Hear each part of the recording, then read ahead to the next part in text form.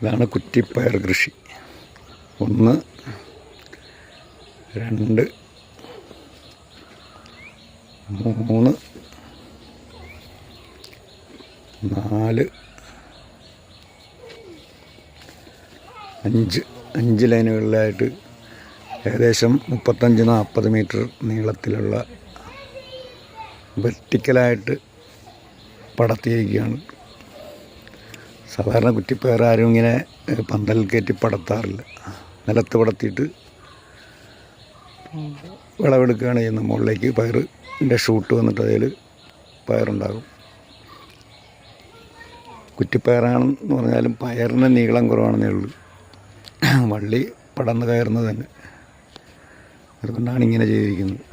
മോശമല്ലാത്ത നല്ല രീതിയിലുള്ള വിളവ് കിട്ടുന്നുണ്ട്.